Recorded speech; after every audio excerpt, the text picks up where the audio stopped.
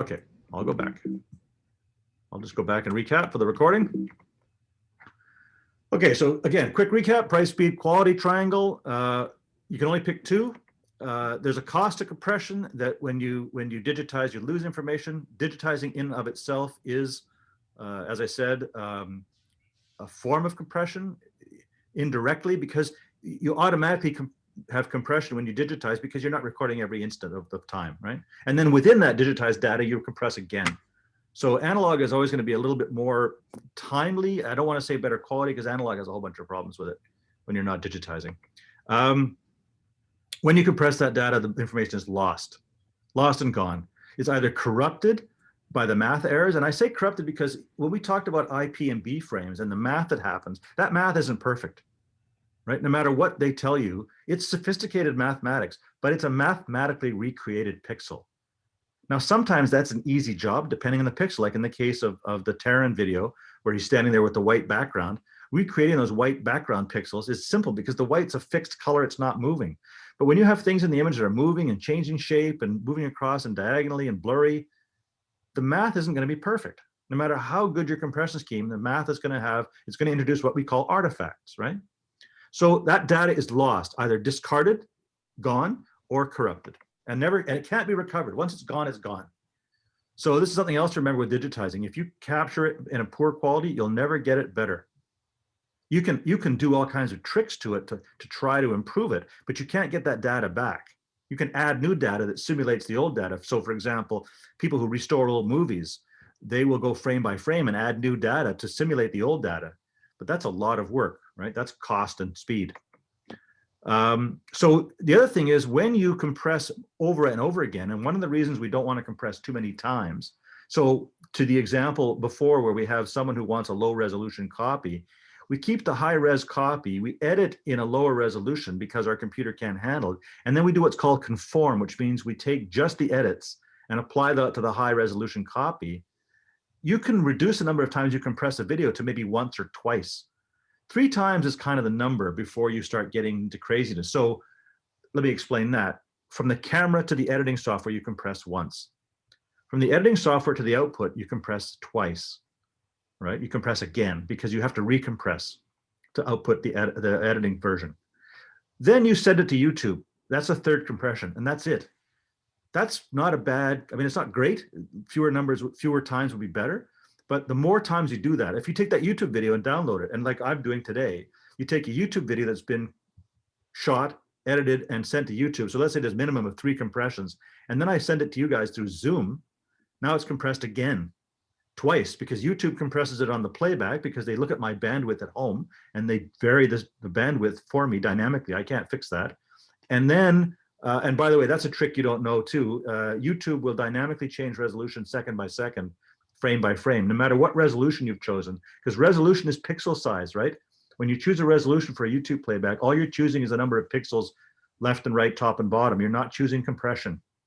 Resolution is a function of compression, but it's not compression of itself.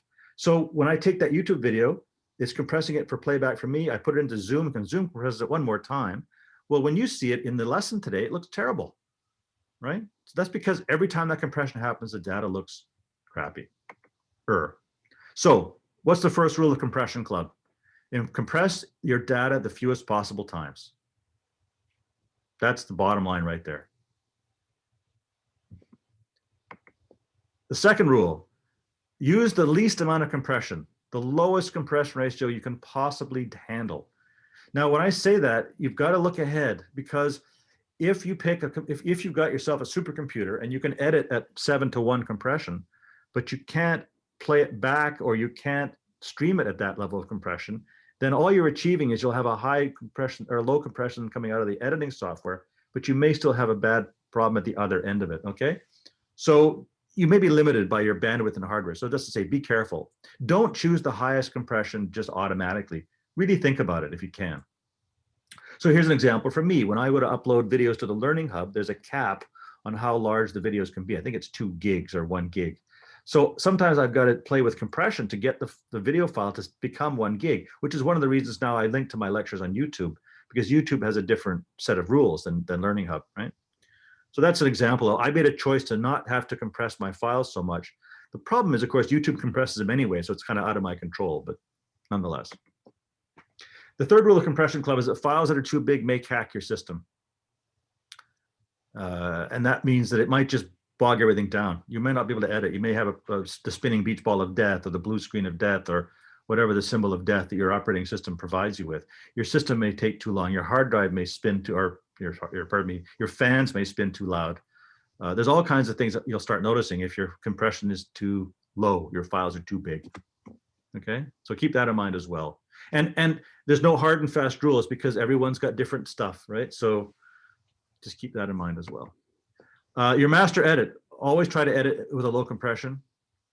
Try to use the same format as you shot in if possible. So like MPEG, if you're going to shoot AVC on a Panasonic camera and you can edit it in MPEG iframe, great.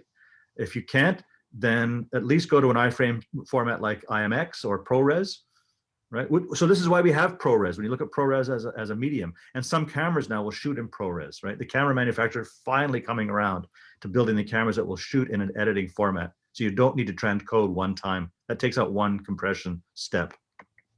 I like to use the bucket and bathtub analogy when it comes to file size and bandwidth.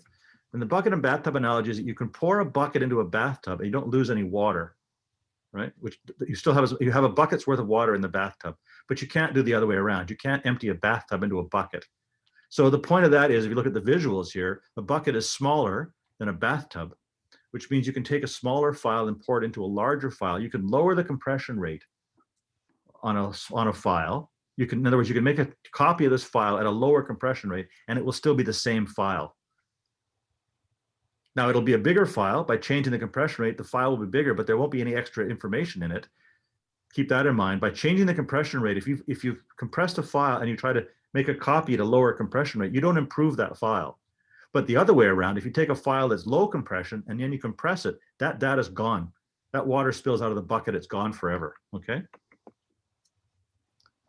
So that's kind of the thing to remember. So remembering that if you have a file that's been highly compressed, there's no point in lowering the compression just for its own sake.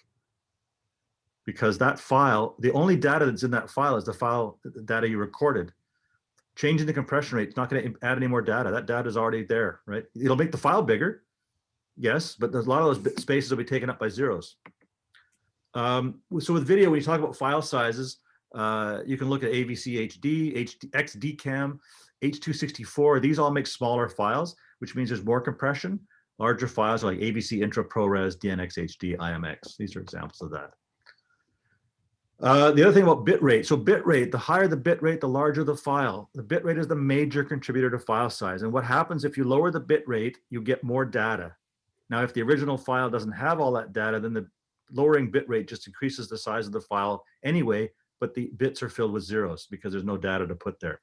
So changing the bitrate will make the file larger or smaller. I'm sorry, if you go, when I say changing the bitrate, I'm imagining it's getting lower bitrate or higher bitrate, but in fact, if you lower the bitrate, the file will get smaller. Lower bit rates mean less quality, right? And remember, we're talking bits per second, right? So if the bit rate is too low, picture artifacts become more frequent. You start to see all the blockiness and all that kind of stuff. Image quality is dependent on bit rate. Really, again, it's the same as compression in a different way of putting it. The more data space you have, the higher the bit rate, the lower the compression, the better the picture, okay? So think of bit rate and compression as being linked together. The higher the bit rate, the lower the compression. The higher the compression, the lower the bit rate, okay? And there's an example of an audio. I'm not going to play it at the moment. I'll do that in a second. And I'll tell you why. One of the reasons is, again, it's a YouTube video, and I'm concerned that if I play this clip, it might take this down. So I'll do this afterwards. So keeping in mind that two files with the same bit rate will be a similar size, but that doesn't mean they'll have the same quality. If you have a low resolution file and a high resolution, or sorry, a low resolution video and a high resolution video, if they're the same bit rate, they'll be the same file size, regardless of the resolution. All right, so remember, video compression is a balancing act. Big files need big resources. Compression always degrades quality. It can't be avoided, like I said earlier. And you just got to train yourself to see the difference. So here's an example. I don't know how clear it is in Zoom, but on the left, the same image more compressed. You can start to see the macro blocks. It's heavily compressed. right? So as you increase the compression, this blockiness gets more and more obvious, and this is extreme. But you'll have to start training yourself to start looking at clouds. You'll be training yourself to look at leaves, moving hair, things like that, small, fine objects in the picture, and to see if the compression rate's too high. And if you start to see those things distort, then you'll be starting to see the compression happening. It's one of those things that until you start looking for it, you don't ever notice it. Yeah. Image quality is based on 4 factors: bit rate, frame size, frame rate, and movement between frames. So bit rate we've talked about, which is how much data you're allowing to go through per second. The frame size, that's pretty straightforward, right? That's your resolution, 2K, 4K, 8K. The higher the frame size, the higher the quality to a point. And the frame rate, the more frames, the more data. Again, arguably that the higher frame rate has a higher quality, not necessarily true. For example, in gaming, high frame rates are often just about reaction time, not so much quality. In movement and motion between frames, the more motion there is, the lower the quality is going to be potentially if the compression is too high. So yeah, high bit rate. I'm kind of repeating myself, bigger images. 4K is 4 times the frame size of HD, right? So it's not a trivial decision to go 4K over HD. Bigger frames and more data. And by the way, one of the things that we've talked about as instructors is hardware. What should a student have for a computer? And it's big. You need lots of RAM. You need lots of buffering. You need lots of speed. Thankfully, SSDs have made hard drive access speeds much quicker, but there's a limitation to that as well, because SSDs will wear out. And when they fail catastrophically. They just stop working one day and you've got nothing. At least hard drives will signal you that, hey, I'm not feeling so good. And you might get a chance on a spinning hard drive to recover the data. Although I just had a hard drive fail on me the other day, and I'm really mad about it because that was 4 terabytes of data that I'm going to have to try and recover if I can get the thing to come back. So when you go to a higher resolution, you certainly do put more strain on your equipment. And the strain, most of the equipment strain is on the computer. The cameras are pretty much designed to shoot what they're shooting. Although, to be fair, people like Sony and Panasonic play tricks with you, and they only let you shoot high resolution if you buy the super expensive memory cards. If you want to shoot on an SD card, you might be limited to not shooting in 4K. If you want to shoot in 4K, you may have to buy a special Sony memory card, right? So price, speed, quality, right? More frames per second, I talked about. Movement between frames, we've discussed. That the more movement is a higher bit rate because there's more things happening. There's fewer similar pixels when you have more movement, which means more data has to be created, right? Less calculation, more data.